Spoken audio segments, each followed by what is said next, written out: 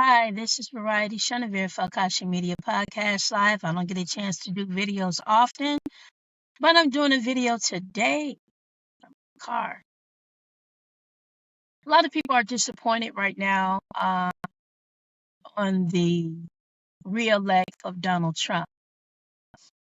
And a lot of people are disappointed. People are saying that I'm afraid. They don't know what's going to happen. I personally feel that people need to realize they have control of their own lives. And people all of a sudden are acting like I don't have control of my own life. You do have control of your own life. It's your life. Live your life. Keep living. You're not going to stop living. Keep living. Keep doing what you've been doing. I mean, I personally don't see how, even if a law change, to say, oh, same sex can't be married anymore. Who's going to make you get a divorce? Who's going to make you undo it? Who's going to make you change it? Who's going to change who you love? Either it's real or it's not real. Seriously. You know, it didn't change anything in the past. It didn't change anything when people were doing it behind closed doors. It hasn't changed anything since the early 30s and 20s and 60s and so on and so forth. People still had children. People still got married. If people wanted to move on with their lives and didn't want to be involved in your life and with your biracial marriage, they moved on. Black people moved into white neighborhoods and white people moved out and black people are still there. People move on. They change. So, what are you concerned about? People are talking about undocumented citizens. Really? Africans that were brought from America, from all parts of continents of Africa, against their will, were undocumented citizens from their land brought to America, and they're still undocumented. They were given fake names. They weren't known as their real names, their real tribal names. None of that. They're undocumented people too. To be honest with you, they're undocumented. But the way to correct that, if you really want to correct it, is to go back, get the original birth certificate from having ancestry over here in America, go back and get your, more than likely, most of us have come from 12 tribes of Africa if you do your DNA ancestry test, that's real. And just go get 12 different documentations of your original heritage. Bad motherfuckers just to know that you can get 12 of that shit. 12. Have 12 ancestries just being African. That's to me, that's even big.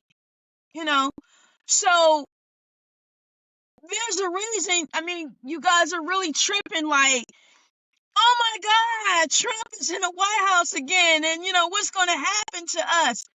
Look at the people that are still in Africa who never left Africa, who are the ancestry from our ancestors who were brought from Africa to America. And those ancestors are still over there that were multiplied, that are still over there in France, and the Europeans still got their foot on their asses. And they're trying to find a way how to cope with it. The king doesn't want to give it up because they're priceless to them. All the resources of gold and oil and gas is in Africa. People have come and made their own money in Africa just so they can control their people in Africa. Their minimum wage is nowhere near $18, $19, $20 an hour. And then when they work for a company over here, I've met some security guards, they're working 12-hour, 17-hour shifts with no relief just because they're from Africa. So I personally don't feel that this is really going to make really a difference. I heard Trump say he wants to make this country richer. I did hear the word rich in there. He did say he was not going to take away Social Security for people who are getting Social Security. He did say he wasn't going to touch that. So those of you who want to stay on Social Security can't stay on Social Security because he's not going to mess with it. He's not going to raise the age limit for you to get Social Security. So wherever age that is. It's all about you really staying at the level that you're at. You don't have to be rich if you don't want to be rich. You want to stay on Social Security? You can stay on Social Security. No one's not going to touch that for you. They're going to leave it there so you can stay there. And then as time changes, prices increase. That's how financing is. There's always an increase in something, and then sometimes it's lower, then it's increased. But if you're still at that level and you never want to leave that level and you're going to stay at that level, then when it's time to make changes and landlords have to rise their costs because they have property taxes to pay, then you're going to be a part of that issue. Or one person told me one time, he said, the best way to get rid of a problem is not to be a part of the problem.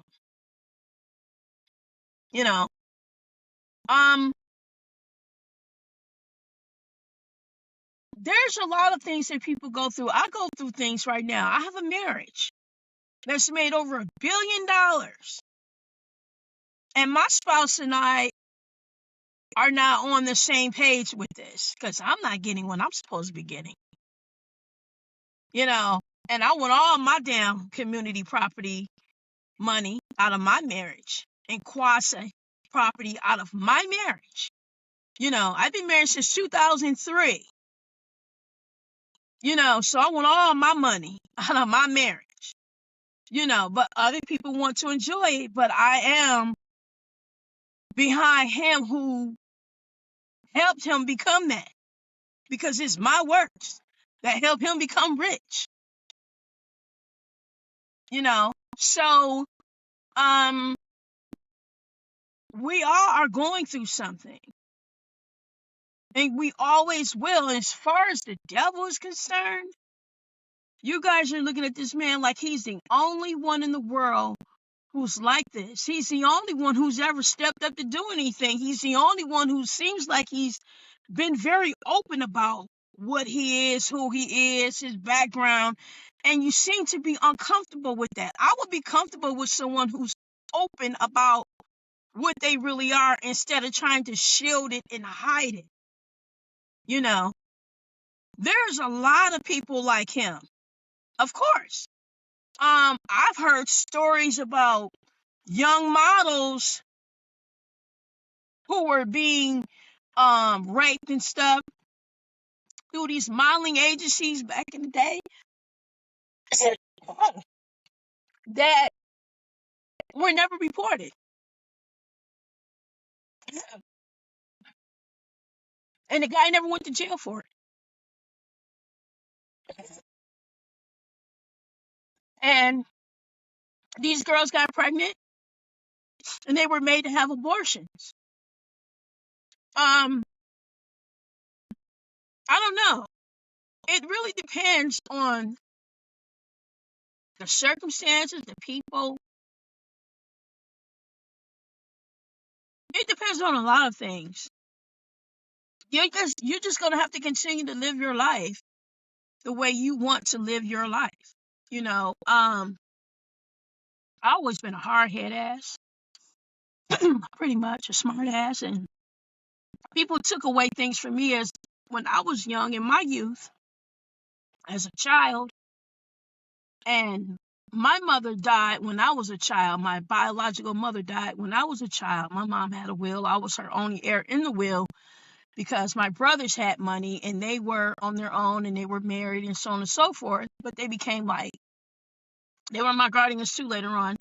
But anyway, my mother died in Michigan, so all the money that I had coming in from myself, someone else thought it was too much for one child to have because they said they had 3 children and they didn't want me to have all the money that I had coming in from myself to make a living for myself. So they felt that my money needed to be given to them so they could take care of their kids instead and leave me without. So that was done to me. And whenever you have a state like Michigan who have these laws in place that if you are a minor and you have a guardian, they can absorb your assets without your consent and permission and spend up all your money, sell off your assets, sell off your property, get rid of it, do what they want to do with it, and you would never know anything about it, or you don't have anything to say about it, or you don't have a way of doing anything about it as a child because they're in control of it. I went through that in the 70s, you know, and I come from a big family and I have a lot of famous relatives. But as time has went on over the years, I would say by the 80s and early 90s, they pretty much wasn't around in my life anymore. You know, but they know about me still. You know, they see me, but now today they're like, oh, they don't remember me. You know, oh, they don't know me. Oh, they don't talk to me. You know, like what I say now is not real. You know, or that never happened. Well, I have a great memory, so I remember everything that happened to me and what went on with me, even though things were changed around, modified around, rewritten, redone, so on and so forth. I've been through all of that, you know. So, there are a lot of people who have come to America and said that America has never really been for Black people in the first place to get up on their feet and do anything. I don't even like the little small laws that they wanted to put out there, like, oh, we want to save the earth. And so therefore we don't want to have no more plastic bags giving at the retail stores. You have to bring your own bags. So you bring your own bags, and then you want to put in a law that say, oh, we want to put in a law or you want to propose a law that says, oh, if you shoplifting, we want to give a heavy, long, lengthy time for shoplifting, when you just put in a law to bring your own damn bag to the retail store and put the shit in the bag before you get to the counter. I see people all the time going to the pastry section, eating the donuts and the cookies, pushing their baskets around. Then they get to the counter and then they pay for it. But you ain't ate the shit before you got there. You didn't pay for it before you started eating on it. And guess what skin color they were? I don't even need to tell you that. That's all the time. But had you been a little bit browner or tan or dark, yeah, you are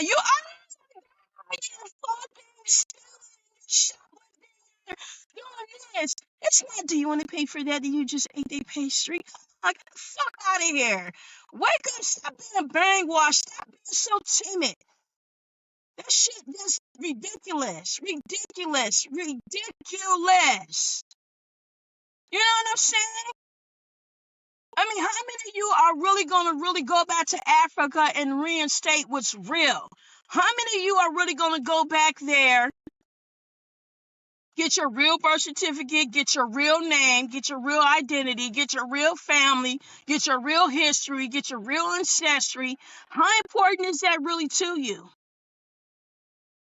Because you don't have to pay for property taxes by having a home there. Some of you really don't feel like it's worth going and being there, but you are all right with paying all these bills and property taxes. Many of us are African American, Native Americans, and we were removed from the dial road. But that dial road that was removed was I know for me, I wasn't really removed. Someone else just used my identity so they can feed their family and take care of themselves, and just basically did a switcheroo. That's what they did. But basically, because I, in the 70s, remember going to the tribal, the tribal events that we had back then, the powwows, was because back then the casinos were bingo. It was bingo. And so we used to go to the events that had bingo, and it was big, and it was like a big party, a big picnic, and everything. I just don't remember what state I was in. I don't know if it was in California. I don't remember if it was Ohio. I don't remember where it was at. I remember being there, and I went there at least 4 times. My grandmother was still alive back then. My grandfather was still alive back then. And I do know that my mom was getting $10,000 per child for our tribal money. And you have to remember, America is only one government system, because there's a Native American government system, and then there's the American government system. So we were getting money from the Native American government system. So my mom has 7 kids, so she got $70,000 per month to live off of, even though in the media she was exposed and saying, oh, she was on welfare, where she was on a Native American welfare system. That's why she had $10,000, a big difference, because my grandfather and my grandmother made sure that she had that, and my father.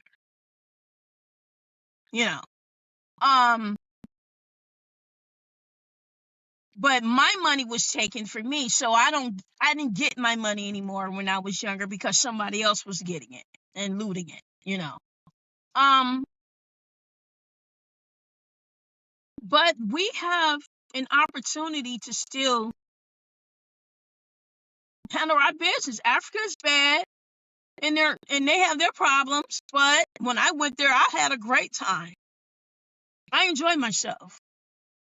We're still building. They still have gas. They have oil. I have family members who have gas and oil. so on and so forth. The family owns Chevron gas stations, one of the highest gas stations around. But they do own Chevron gas station. They have oil in Austin, Texas, and Texas, different parts of Texas. They have come back and built affordable housing, homes, and so on and so forth. Um, it's really not going to really make a difference. I guess the difference really depends on us. It's going to always depend on us. It's always going to depend on business negotiations. Um,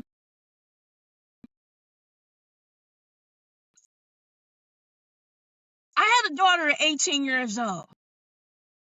No, 19. I had my daughter at 19 years old. And I'm happy that I had my daughter at 19 years old. I love my baby. I love my tonka tonk tonk. And I have someone in the family that was trying to force me to have an abortion. You shouldn't have that baby. You should have an abortion. How you gonna take care of a child? How you gonna be this and that? Woo. Like, really? You're the one getting my damn money. What do you mean? Well, how am I gonna take care of my baby? Yeah, Madonna Papa Don't Preach was out back then. And I'm having it and I'm keeping it and ain't nothing gonna change that. That was my decision. No one tells me what to do. It's my baby, my body. If I want to give birth, I will. And I did.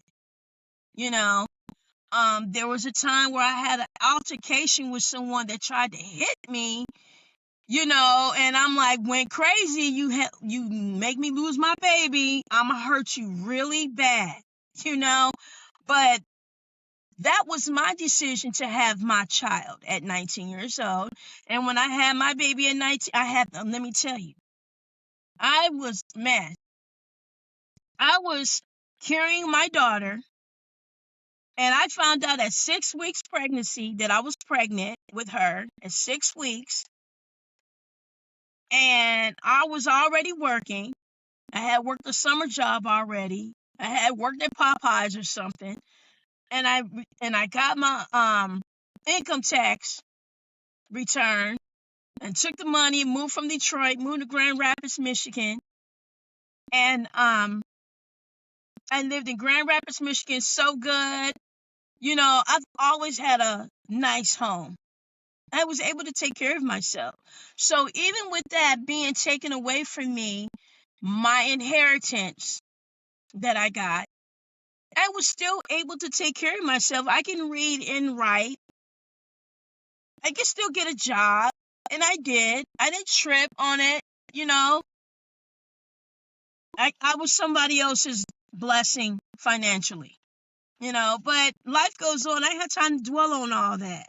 I have a baby to take care of. And I moved to Grand Rapids, Michigan. I worked at J.C. Penney's. I worked at Hallmark as assistant manager. I worked as a physical therapist, trainer. I had a lot of nice jobs. During the time when I was in high school, they had clinics at my high school that I attended. And, girls can go to the clinic to see a doctor if you felt like maybe you didn't have insurance, or maybe you was afraid to go to your doctor or your family doctor, or just didn't have a family doctor, wherever the case may be. They had clinics at my high school. They had clinics at my community college too. They back then, my daughter's born in 87, so back in the 80s, back then they had family planning back there, and back then they had daycare at my college when I was going to school, so I can drop my daughter off at the college, because I did go to community college. And there's nothing wrong with community college. I like community college. I also went to a university as well. I know Kamala said in order for you to be successful, you have to go to a 4-year college. That's not true, because when I went to community colleges, I received my education, my permits, my licenses, and everything that I needed to be self-employed, to have a career in self-employment or a contractor.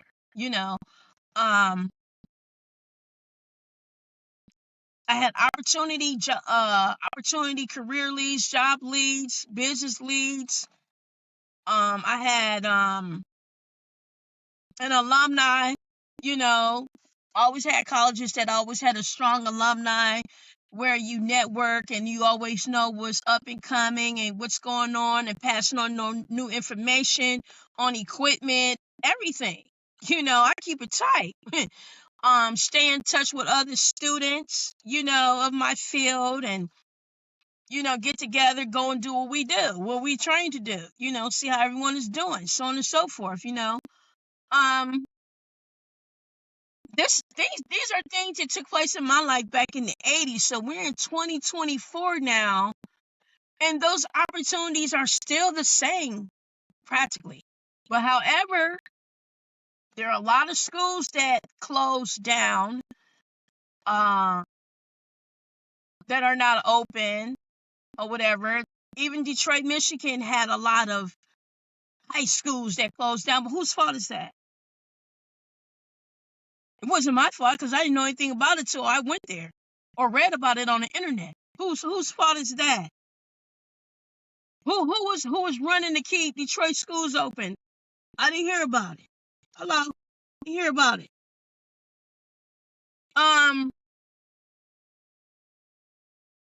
Far as I know, whoever was mayor at that time would be responsible for that. Because when I was coming up, Mayor Young, my uncle, was the mayor. And he could get rid of gangs. He could get rid of drug dealers. It really depends on who's in office. So whether you have a president or not in office,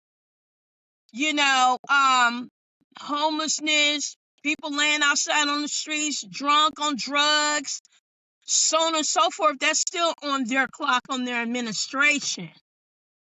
No matter who it is, it's on their clock and their administration that this is going on at that high level. I mean,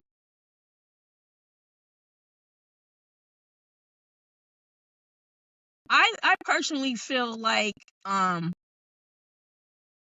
we are the ones who are in control of the change in the community, if you really, really, really want to change. Because it's just something that goes on. I mean, we use these things like mental. See, when I look at society, I look at it as it's like fashion to me.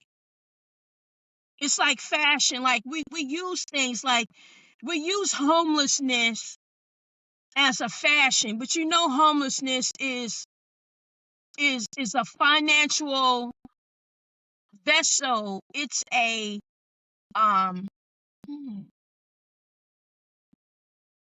return on investment is something that people have been using and calling it. Because there are shelters that I found out about in California. They got paid $500 for each person per day that they housed in their beds. And if they have like 500 people in their shelters and they're getting $500 a day for those people being there, they're not going to rush your ass out into getting an apartment or a place because they're making money off of you like a foster care child.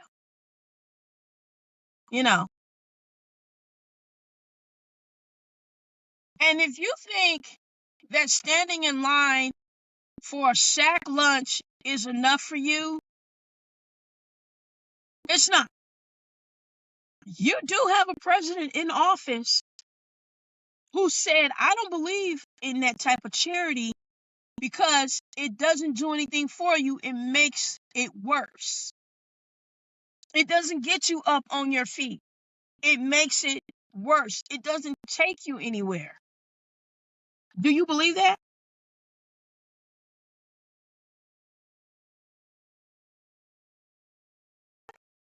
Because, I don't know. You know what? I come from, maybe it's my background or something. I come from a different background. I was taught, excuse me, I was taught early on and told by my uncles, I am not going to be here for you. My father even told me that. I'm leaving. I'm not going to be here. Daddy's leaving. He's moving on. But I left you some money, and it's upstairs in your room.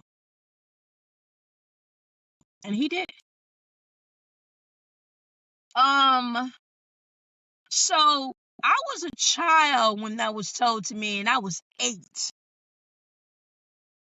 or 9. And I was like, Dad, don't go, no, Daddy gotta go. I gotta leave, And he left, you know. But he left me some money. He didn't leave me broke, you know, but he did what he thought he was right to do. Don't leave it broke. You leave it, but don't leave it broke. He felt that I was smart enough to take care of myself. I was, because I was a latchkey child. Because back in the 70s, where I was raised at in the 70s in Michigan, that law is still there.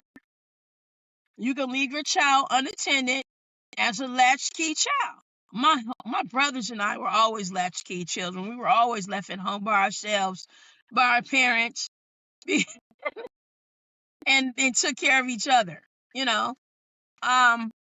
didn't burn the house down. We had things that we could make, like sandwiches, make cereal, tuna fish, peanut butter sandwiches, things like that.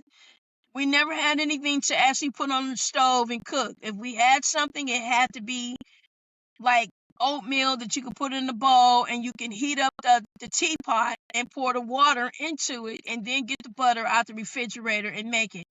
And then there was a time that I did have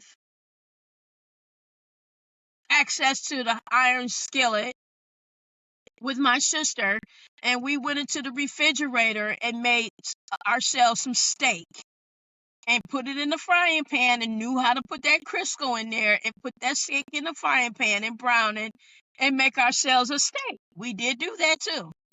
But we were very careful with it, and I think we were pretty smart at doing so. We were young, but we were pretty smart at doing that. And so it really depends on how you are raising your children, training your children. Me personally, when I look at something, when they're saying that, okay, a child, I saw what he wanted to do, a truck with, if your child is born on American soil, he doesn't want to outright give them citizenship immediately. I can kind of see where he's going with that a little bit, because I think the parents' information should really be something that is solid, to really know that that's really the parent and that's really where their child came from. That is solid. That it's not a scam, it's not a fraud, that this is a child that was really born here with this person and not really taken from somewhere else and brought here and saying that the child was born here. So I can kind of see where you would want to be really solid on that, making sure that the DNA matches and everything, and that was, how things took place.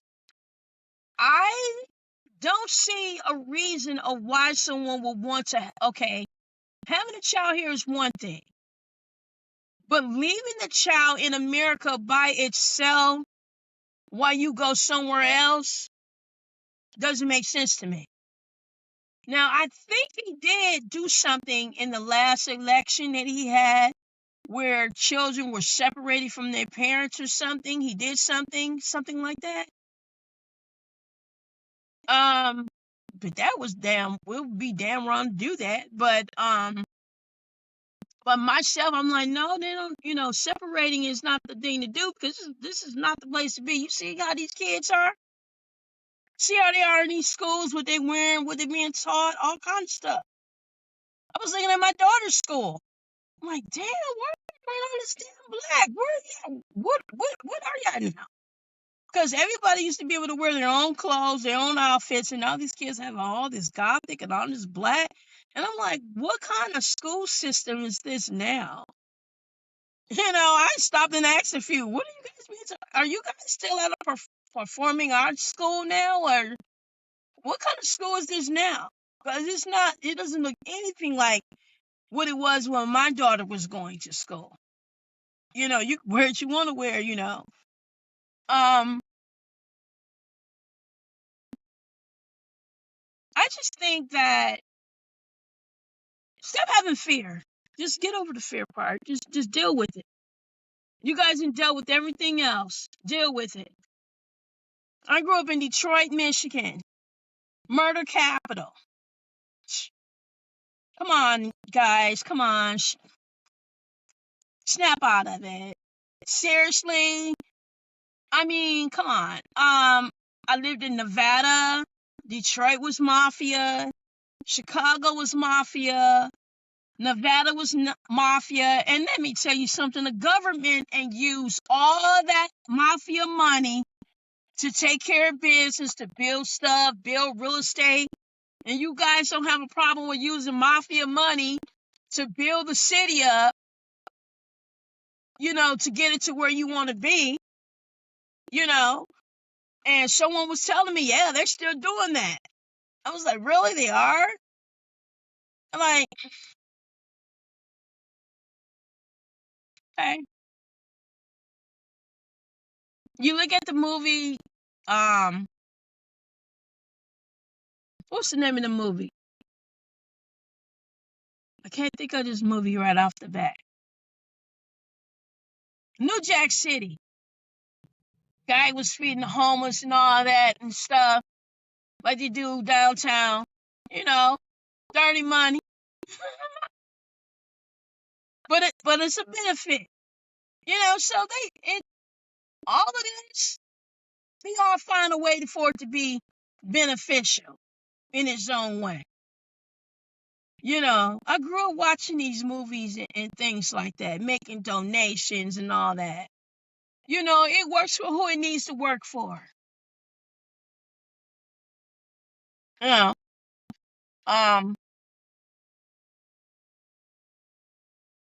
see how, like in California, I see how like they have people volunteering. They got a section of volunteers who get paid to volunteer. And then you have another section of volunteers who work for volunteering for 6 months before they actually give them a place to live.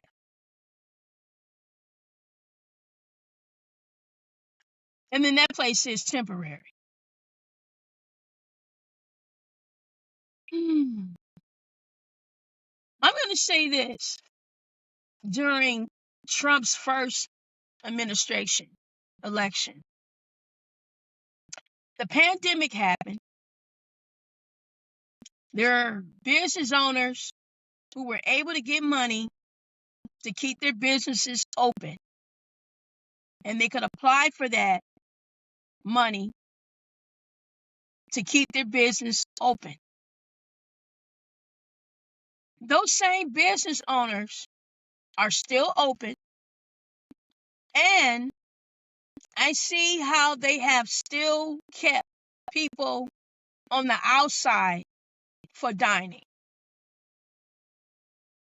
And they put the barricades up, and they still have it set up like that, like they did when they said, okay, people can come back into the restaurants after COVID after it was approved through the health department that COVID is over and that people can come back into the restaurants to eat, where now those barricades are still up and people are still eating outside and they end up enjoying that. People are still delivering food through Dash and Uber and other driver deliveries still since the COVID took place. People still have those self-employed positions. People are still doing the Uber and all of that too. And that doesn't seem like it has slowed down at all. So there are people who were landlords who did apply for the benefits so their tenants could stay in their homes. And then there were some in different states and different places that the money ran out, or people said it wasn't no longer available, that they weren't able to continue to stay there. But you have to remember, a lot of that money went to certain organizations that were responsible for giving that money to people. Like California right now, downtown Los Angeles HUD office is not even open. It's been closed. The guard said, oh, these people quit on their own. So they quit on their own because they just wanted to. So the HUD office been closed. So I don't know how they really funding other than funding through Washington, or they fund through the county to do anything with affordable housing for people, you know. So they do their little partnership connections, you know. Or it's private equity, you know.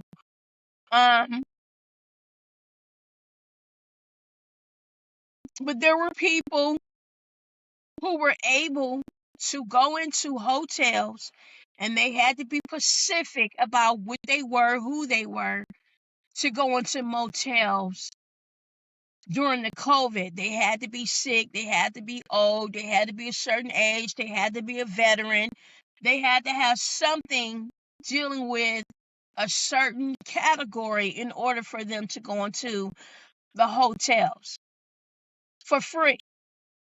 And Trump allowed them to do that too.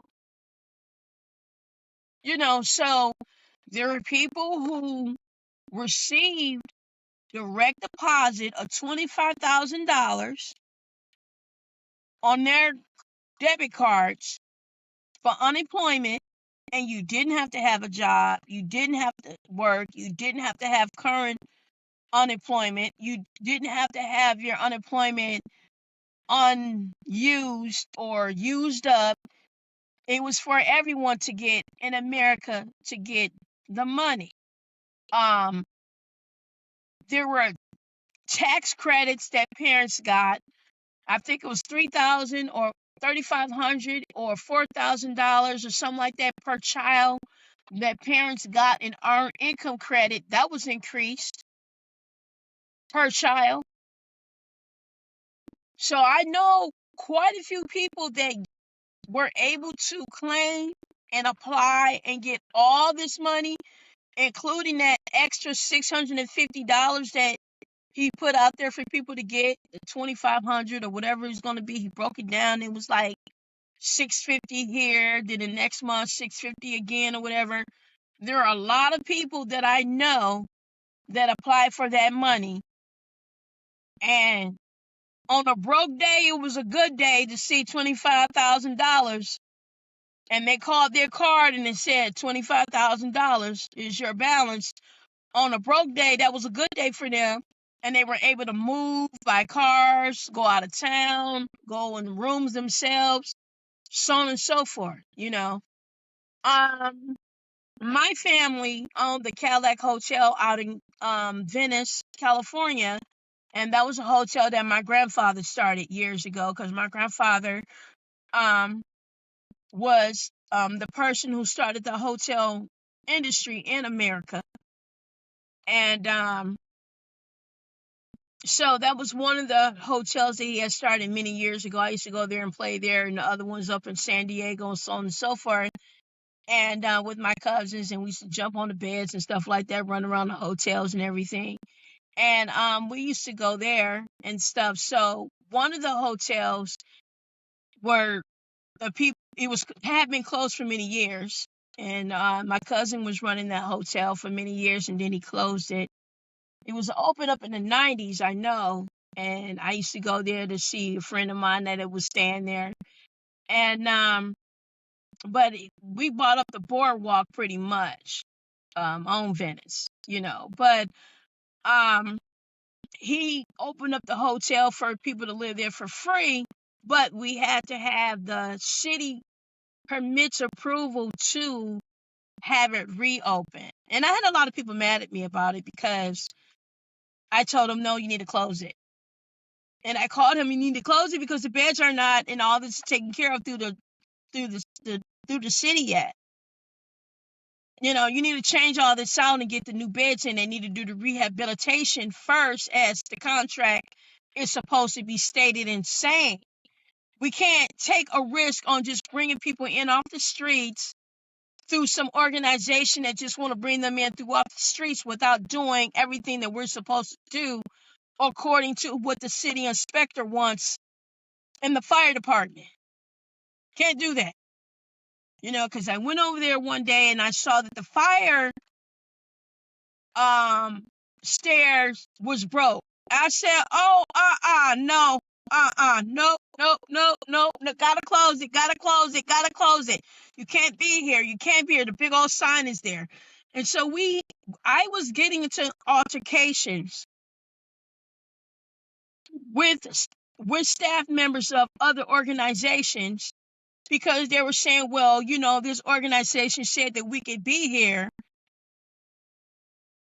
and we can come in. I said, you're not going to squat out my building, okay?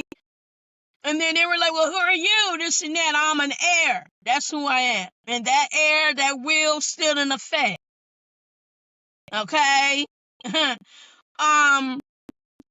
So therefore, I called my cousin. I said, you can't have these people here. The beds and all this got to be taken care of first. I'm not going to jail. Okay, are you going? Because you just got out of jail. Are you going back or what? You know, so he has something going down with people. So I said, you know, this is the reason why. So people had to leave. They were mad about it. It's okay, be mad. But however, I'm going to have a lawsuit because of what you guys are trying to do here. You know, and I said, this organization that you're saying that said that you can come in, yeah, okay, I need to talk to the city inspector and get an answer that he said or they said or she said that you can come in to this building without it being inspected first on the multiple levels of state, city, county, and hospitality. I need to see that. And I don't see any real staff setup here, okay? And my situation was, as co-owner, heir, was that my cousin said specifically, publicly, in the newspaper how he wanted things to go, okay? Phones were supposed to be in the rooms, in the hotel rooms. I went upstairs, went around the rooms. They were not. There was one room that had a phone because the phone not working. I went downstairs. This is not supposed to be ran like this. People are supposed to be calling their loved ones saying, hey, we're at a hotel. Hey, I'm not on the streets anymore. Hey, you know, I'm all right. Hey, okay, this is where I'm at. This is the address, so on and so forth. That wasn't going down like that. I had an attitude. So my thing was like, I am not your human trafficking haven. Get out. That was my attitude, okay? That, I work in security, okay? So I've worked in security and I know movement, okay? Picking up people, don't know who they are, just picking them up randomly, so on and so forth, bringing them in and they're not coming on their own. That's human trafficking.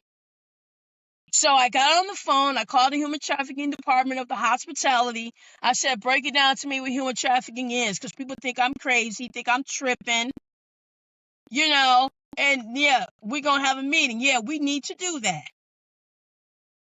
So, because people were not signing their names in. They were just giving them a number. No, we're not doing that either. No. Need to know who everybody is. On my clock, everybody gonna know who everybody is because you know who I am already. I'm not tripping. You can call who you want to call, but guess what? They didn't show up. Oh, I know they're not gonna show up. You know why? Well, because I'm the boss. I'm the heir. I'm the owner. No one's going to show up. This is my business. Okay? My business. Anyone. I don't care. I don't care. I don't care. I don't care. I want to see contracts. Okay? I don't see a contract. I don't see an agreement. I don't see it. I call my cousin. Do you have a contract? Do you? Do you? Do you? You know, I bugged the hell out of my cousin. Okay? He was like, I'm out here in Lancaster. I don't know. I can't come right now. I'm sure you can. But eventually, a relative did show up and talk to them. Because I bugged the hell out of him too, but he showed up, you know. It was for the benefit of the people. I wasn't trying to be mad to homeless people. Okay? I wasn't trying to be mad. I was looking out for their health. Okay? Because this bed that I saw had not been taken care of. No, I don't want you laying in that bed. No, absolutely not. Nope, nope, nope, nope, nope, nope, nope. No, hell no. Gotta move them out.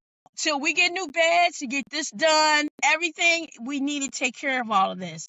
It was for the health of the people. I was for the people, the health of the people. There is no way in the hell I was going to let people be somewhere when they should not have been. They come out and they have a problem. They'll be saying what happened. Let me tell you something. I wasn't falling for the odoki wokey, okay? Because number one, they're bringing people in from the parks, from encampments, okay? They were bringing people in from the parks. And I was like, no names. These vehicles don't have a business name on it. These people didn't have business cards. These people didn't even have a business office. Okay. They don't have a location. They can just come to you like social services and sit down and talk to you. Oh, no. Oh, they was working it from their vehicles. Really? Yeah. They got the wrong relative, honey. And I was the one. Okay? I got so upset I had to call my friend Curry up. I said, Curry, check this out. What do you think? Observe. So he came out and he basically was like, no, don't look that way to me either. You bringing people in to my establishment, right? Yeah. So something happens. And then on top of that, in the area, they start having these missing people flyers going around. So I was like, oh, okay. So the last point of contact where they were last seen was where? Our hotel? Hell no. Get them up out of here. I'm not going for this bullshit. You gonna bring them from the parks, from the cameras, bring them to my hotel. Got flyers running around talking about missing persons, and the last person was sitting at this place? No, fuck that. No, bring them out, bring them out, bring them out, bring them out, bring them out. Who gonna get sued if something happened to these people and they dead somewhere? Who gonna get sued? Who gonna be looked into? Not the organization that you said allowed you to bring the people in. Oh no, no. They don't want to be on record. They don't want to be on record. They don't want to like, oh, we didn't have anything to do with that. I didn't say that. I don't know what you're talking about. And this and that. Exactly. That's exactly what I said. Get them out.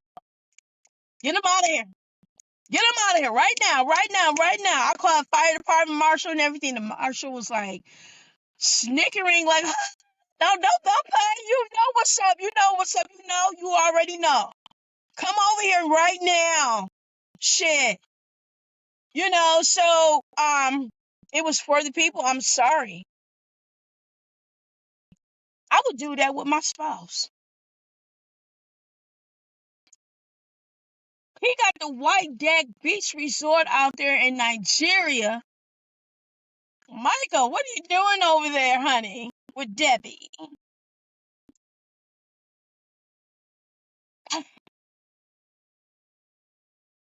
My spouse built a motel, oh no, a hotel, and the water didn't run. What are you doing? What are you doing?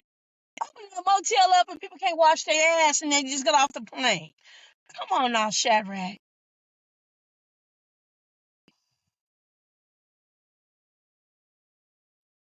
You know you are not licensed to take credit cards. Stop scamming people. Stop trying to be a hustler. Get shit right in order. Do it right. Okay? So, at least at my hotel, you can take a hot shower, long hot shower, and enjoy yourself and relax and have cable. Hello.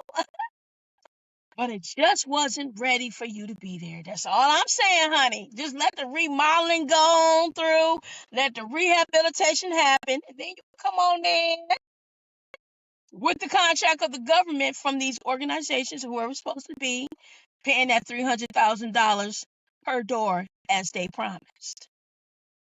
But see, what I don't like about a lot of these organizations is that they use these homeless people identity to say that they're going to have a list of people that they have signed up that's supposed to move in. But they never call these people to move in to their new developments, and they still leave them outside. So what they've been doing is having people go into motels for 3 to 6 months, and then they go back outside again. So some people say they get permanent housing depending on what their circumstances are, and then the others do not, and they just go back outside again. So I'm not really with that. I think people should be housed and taken care of. Okay. Now, this is not being watched over the mayor's decision and all that by the president. It's continuously going on. You know what I'm saying? On and on and on.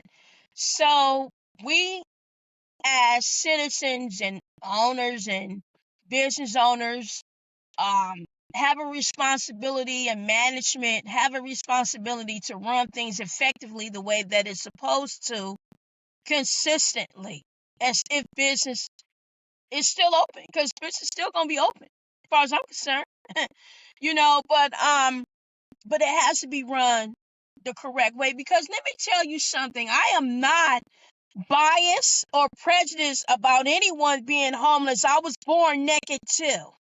Okay, I wasn't born with clothes on. I was born butt ass naked too. Okay, so my thing is that I don't think a person should live in something unclean just because they're homeless and going through something. There are a lot of people who grew up in clean homes and clean environments. And if you believe in God, filth and nastiness can dwell in God's kingdom. It must be clean. Okay? You can't have things looking like Skid Row. You can't have bed bugs. Okay? God's kingdom, you got to be clean. You can't be stinky, funky, smelly, nothing. God don't play that. God likes cleanliness of everything. The soul, everything must be clean. Okay? So what's done on earth is also done in heaven. Okay?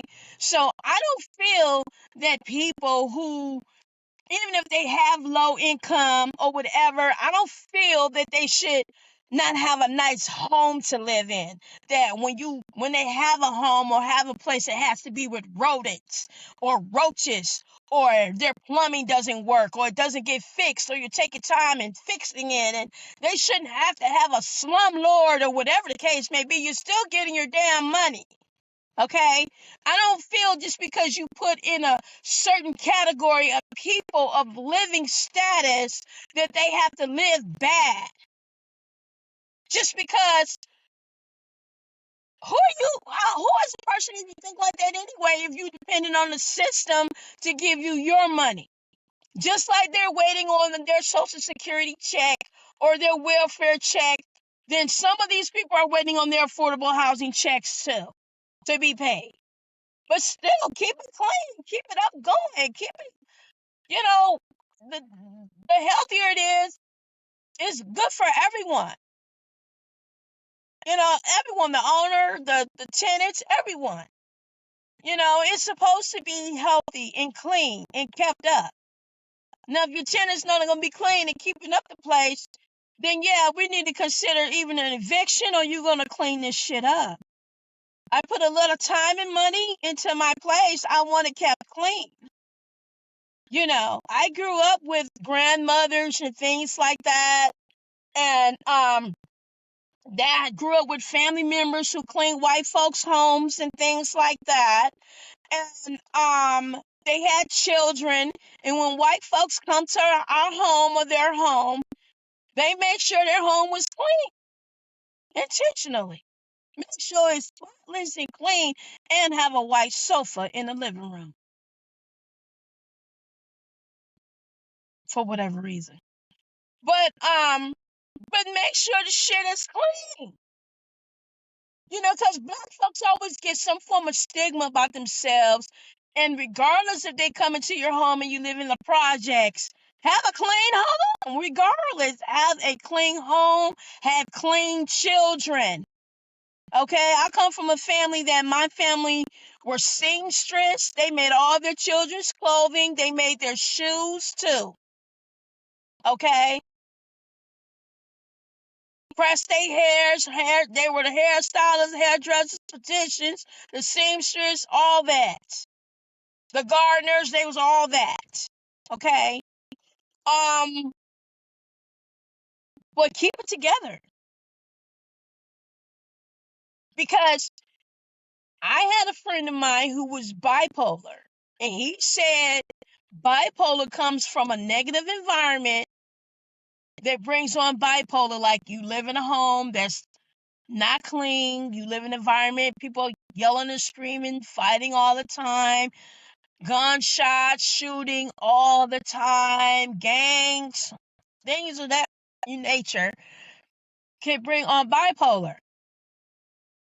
And let me tell you about you all out there talking about all this red and blue out there, fighting over the years with the colors. I don't know if you guys still doing that or not, but I did have a guy on the train that said, you go in this neighborhood, certain part of this neighborhood wearing red, man, they'll play that shit, man. They'll kill you over there. Let me tell you about red and blue. They both mean the same damn thing. Money, power, prosperity, success, good friendships, and wealth. Both of those colors, red and blue, mean the same thing. That's what's on the flag. You're supposed to not have gang memberships. You're supposed to have partnerships in business or tribal businesses. You need the truce then. If you don't have that level, you need the truce. Because red and blue means business, wealth, partnerships, success, and good friendships. Both of those colors mean the same thing. Look it up in the dictionary. Look it up online. Look it up in Chinese culture, because I'm Asian as well too. Red tiger eye, blue tiger eye, you will see what it means. Prosperity. So what are you shooting each other for and killing each other for over color for? You're supposed to be building together. Connect the bridge, baby. Connect the bridge. You've been taught wrong. Okay? Stop that nonsense. Okay, so getting back to what I was saying. We need to really focus on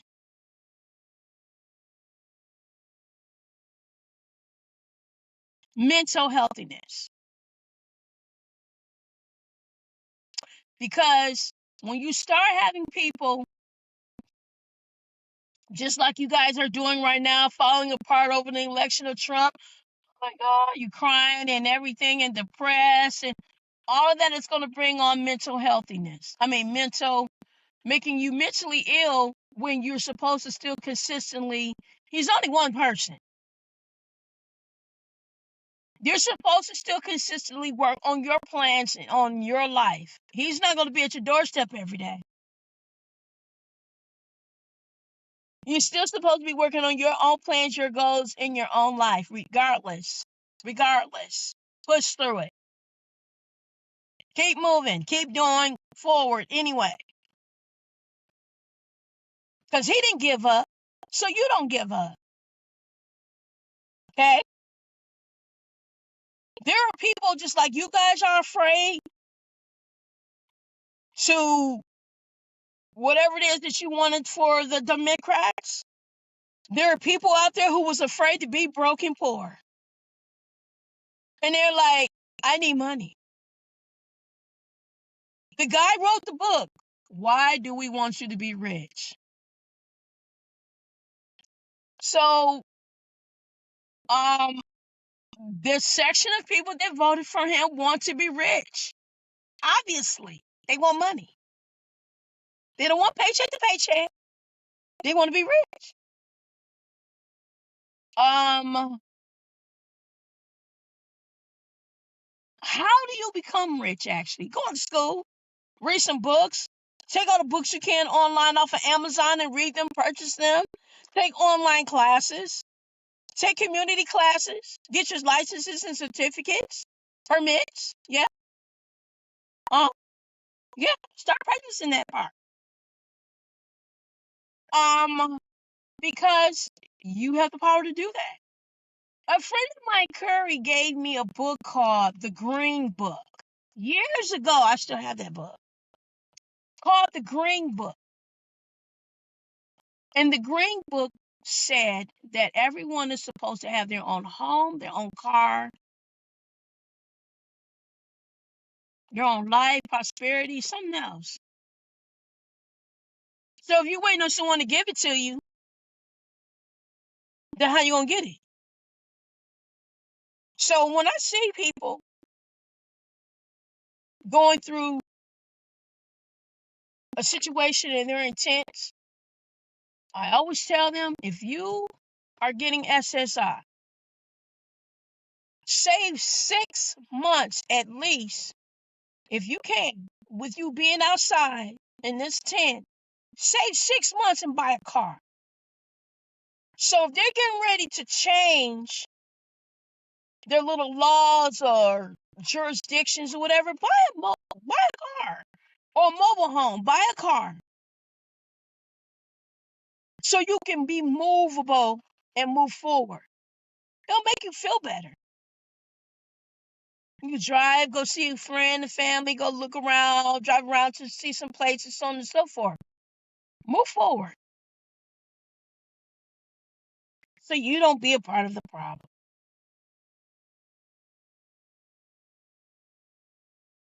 You know? I tell people you grown. You know what to do. Your mama raised you, daddy raised you, whoever raised you, grandmama, auntie, somebody raised you. You know what to do. You know what works. You know what doesn't work. You know what to do with your life. You don't have to wait on a president or someone in the White House to help you do it. You know what to do. Keep taking care of yourself. Okay? Go watch a movie like James Brown, Get On Up, My Uncle.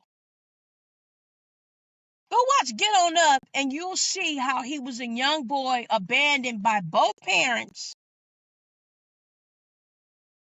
That's how they passed that shit on down to me. Abandoned by both parents, but had to take care of himself. He went to jail a few times in his youth for stealing the coat because he needed to put a coat on or whatever it was. But it's for a good cause. He wanted to look good. A man who grew up from a boy who only had a second grade education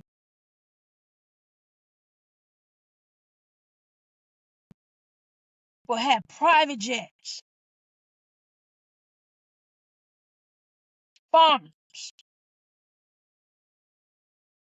His own shows that he knew how to put together, promote, pay the radio station disc jockey, do all of that on his own, and still meet the President of the United States of America without a degree.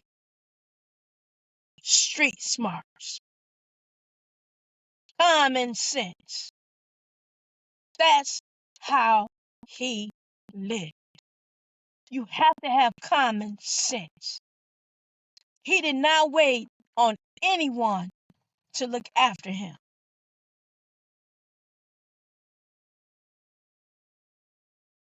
That's how it was with them growing up. And there were others like him. Ray Charles, blind. His mother said, I gave you the best I can. Now I got to send you to a different type of school for learning. He had only himself in his youth, and he became phenomenal, and he died without owing anyone anything.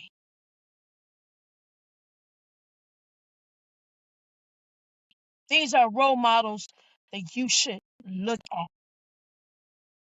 What are you waiting for? Your life is waiting on you to make it happen, not who's in the White House.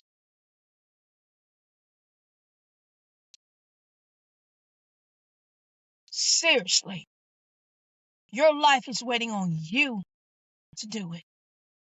You to find a way. You to find your own system to work for you. So start working on you and creating your own system that will work for you. Set your own rules and break them too if you want to. But start over until you get it right. I am serious. Not everyone is going to have a team. Not everyone is going to have cheerleaders. You're going to have to be that yourself. You're going to have to wake up and clap your hands for yourself. Pat yourself on the back sometimes. It's up to you. It's up to you to eat government food.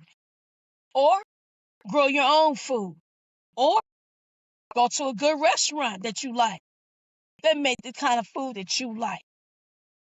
It's up to you to make things happen in your life. And it's up to you to go get it. You're responsible for the company you keep as well. But it's up to you. You have to make it happen. No matter what. You can't give up. Gotta keep going. You gotta check it off. Okay, that didn't work. That didn't work. That didn't work. Just because things don't work out, that doesn't make you a failure. It just didn't work out. It didn't work out the way you thought it would. Okay, well, this not working out and it's not what I thought it was going to be. It's okay. Fine. Start over. Do something else. Do something that's going to be better. Okay, find something else that's going to be better. Just shuffle it around. That's how life is. So what are you going to do? Sit on the law? Waiting for Kamala Harris to run again? Come on, people. Get it together. Keep living. Moving forward. She going home to Doug. Anyway, that's about all I wanted to say. I mean, you win some, you lose some. That's life. Keep living, Bo. I mean, you turn on the Instagram. You guys are like, oh my God, the abortion rights.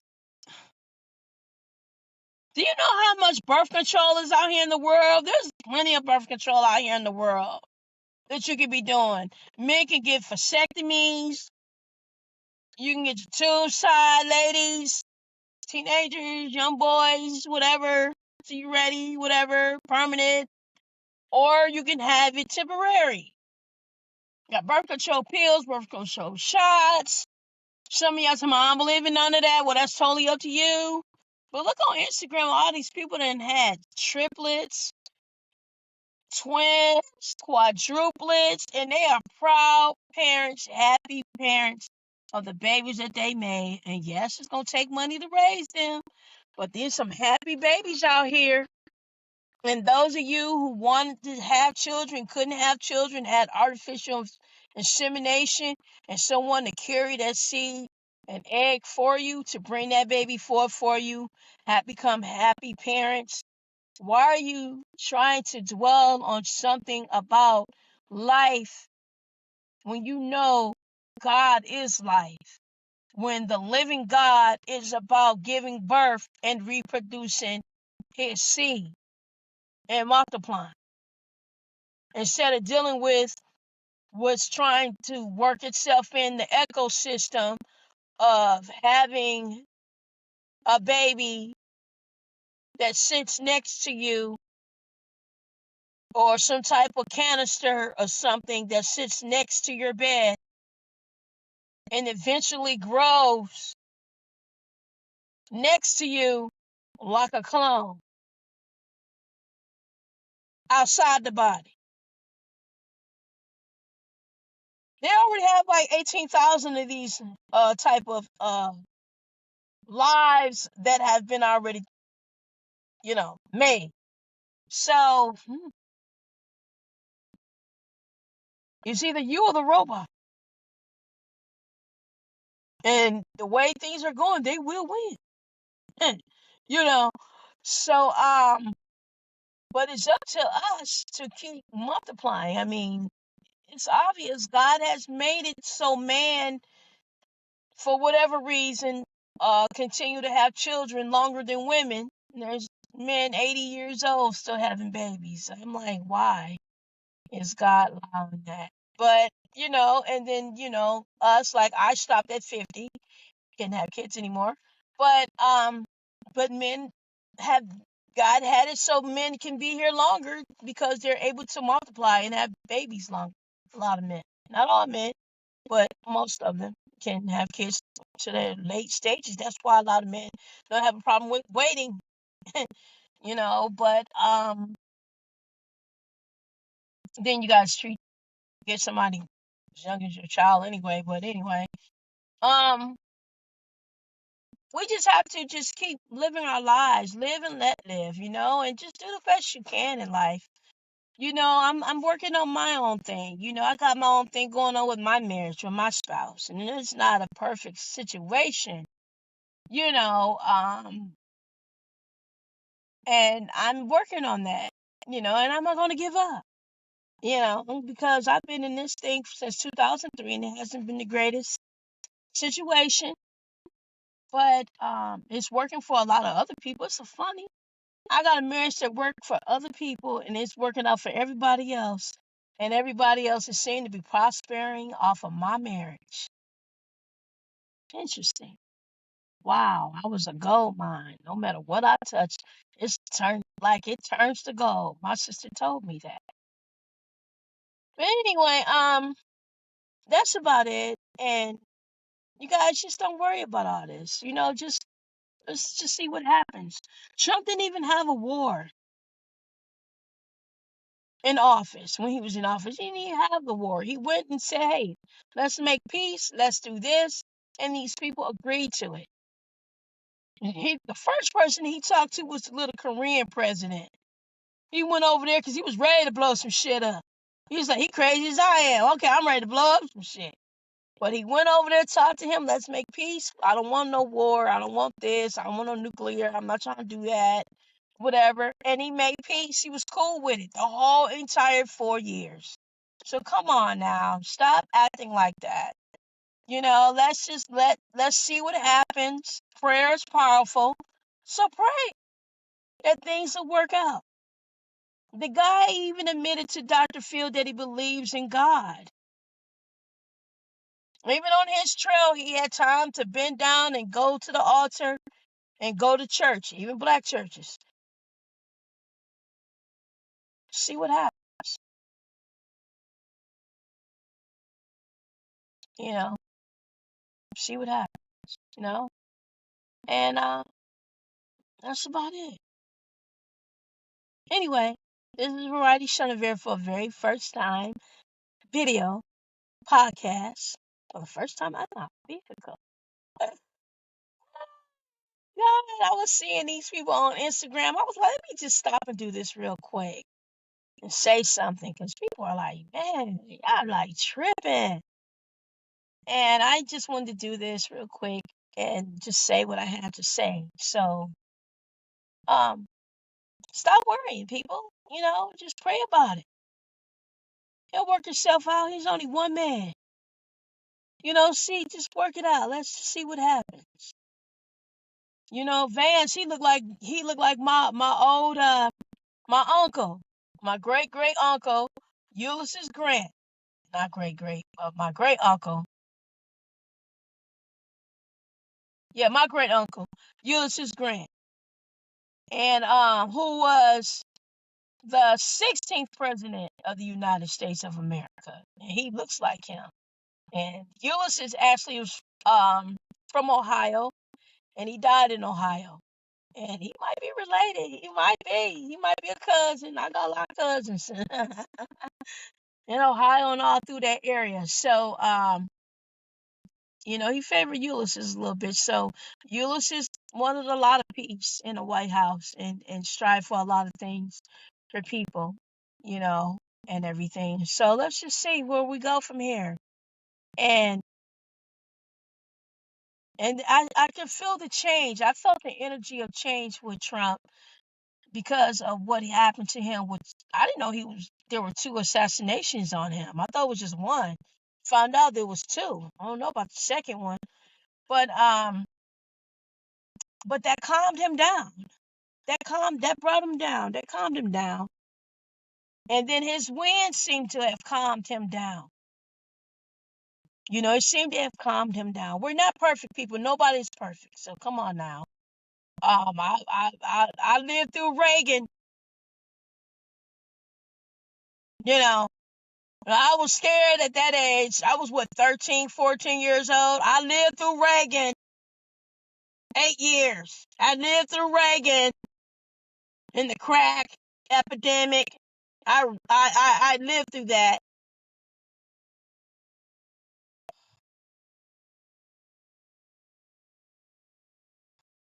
Woo, boy. Okay.